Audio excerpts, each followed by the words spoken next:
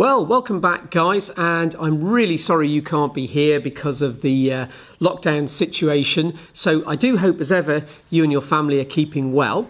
So what we're going to do today is an experiment, and we're going to look at density and how we measure the density of objects practically. And we're going to kick off with looking at how we work out the density of a regular solid. So what I'm going to do now is I'm going to go up to the board and remind you very quickly about what density is and what measurements we need to take. Okay, so I've come up to the board now to quickly run through density with you, a quick reminder of what density is, and then we'll calculate the density of our two metal blocks. So if you remember, density tells you how closely packed atoms are in a material or particles are in a material, and it also takes into account whether those particles themselves are quite light or quite heavy. Okay, so I've drawn a regular solid here. You'll recognize that as a regular solid, and I've shown that the particles are quite close together, so that's quite dense. Okay, and the density, if you remember, is the amount of mass per unit volume, the number of grams per centimetre cubed of that material. So I often, when I do this in sort of public lectures and things like that, I take a big block of polystyrene in, and after we spent ages discussing whether a ton of polystyrene is heavy or not, we get the idea that it has a density, and then what I do is I snap it in half, throw away half of it, and ask the audience, what is the density now?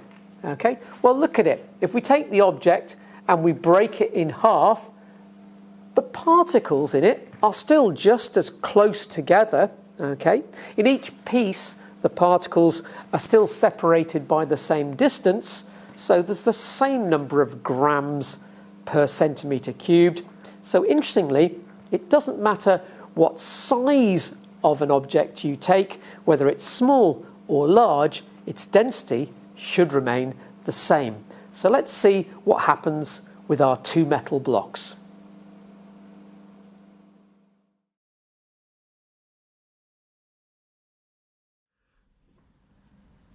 So I hope you now have a good understanding, or at least a good revision, of what density is.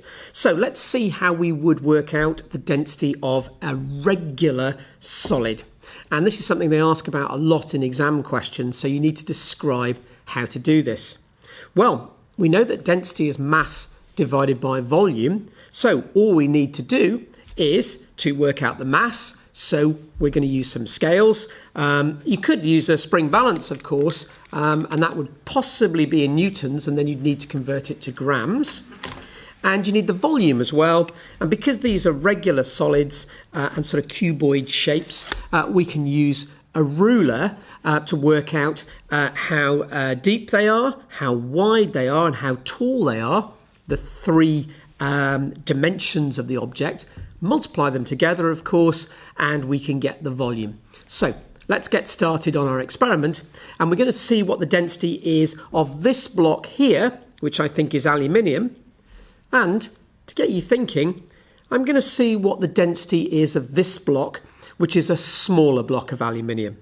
So let's get started. So to kick off, we need the mass of the blocks. So I'm going to turn the balance on and wait for it to sort itself out. And I'm going to check it's zeroed, because I don't want a zero error. And if it isn't zeroed, I'm going to press the button to make sure that it is zeroed. So we know that density is mass divided by volume. So let's get the mass of this. So I put it gently on the centre of the load cell of the balance, and I've got 538 grams. So I'm going to write down that the large block has a mass equal to 538 grams. Okay, so we need to get its dimensions now. So I'm going to use a ruler for that. And to keep it simple for today, I'm going to measure to the nearest centimetre. So across here, we've got 5 centimetres. This way, another 5 centimetres. And how tall was it? 8 centimetres. So at 90 degrees, it's orthogonal directions. Yep, we've got 5 centimetres by 5 centimetres by 8 centimetres. So what we can do is work out the volume there, and then we can divide the mass by the volume. So let's go up to the board and do that now. Okay, so both these blocks are aluminium, I'm told. So let's measure the density of the smaller block. And I wonder whether you have some idea of what that might be. So remember, we get scales. We zero the scales. We measure the mass. And I'm going to do that to the nearest gram.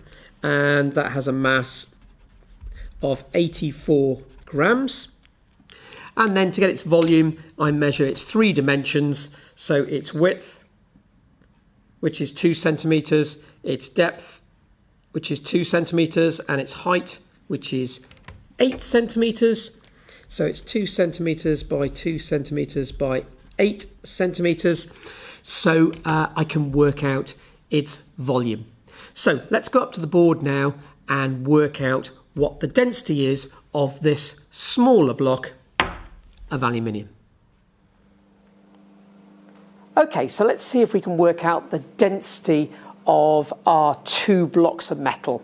And we think they're both aluminium.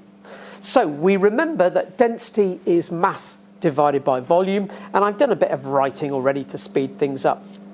So our large block, we took some measurements. And its mass was 538 grams on the scale. And its volume, well, do you remember we measured the 3 directions at 90 degrees, the kind of width, the depth and the height, and it was 5 centimetres by 5 by 8. Can I point out, I think it's obvious though, that it doesn't matter which way round you hold the block, as long as you measure one distance that goes across, one distance that goes back, and one that goes up. So it doesn't matter how you orientate the block. Okay, so you might end up getting 8 by 5 by 5 or something. But the volume is those 3 times together, 200 centimetres cubed. And we can use that to work out its density. But whilst we're here, let's do the small block. Okay, and the small block's mass was 84 grams, and we measured its 3 dimensions. It was 2 centimetres by 2 by 8, so 32 centimetres cubed, yes, getting the volume by multiplying them together. Okay, so what we need to do now is use these figures to work out the density of the larger block, and we'll work out the density of the smaller block, and then we'll compare them.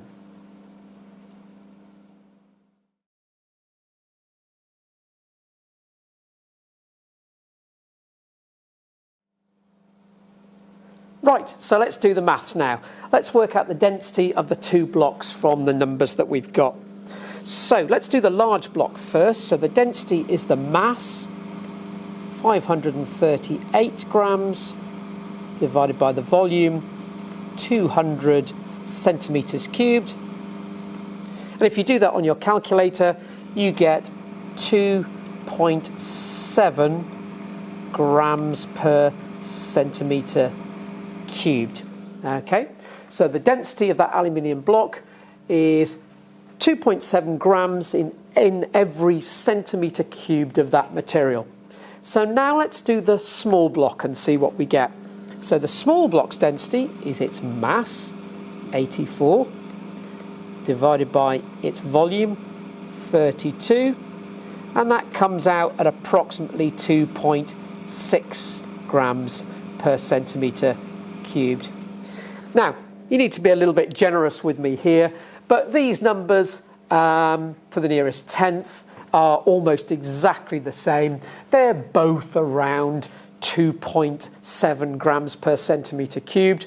So that says to us a couple of things. Firstly, the large block and the small block have exactly the same density, so the same amount of mass in each centimetre cubed of material. And secondly, because the densities are pretty much the same within the precision that we measured today, those 2 materials are probably, I know they are, identical.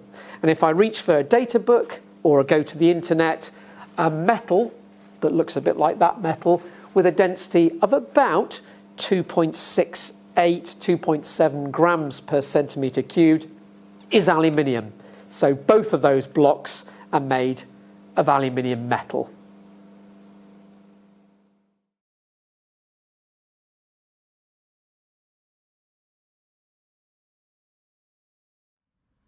So there we go, we've done 2 experiments and we've worked out the density of the large block of aluminium and the small block, and unsurprisingly the densities are the same because the density of aluminium is the same. It doesn't matter how large the block is, the density is always how much mass would be in 1 centimetre cubed of that material.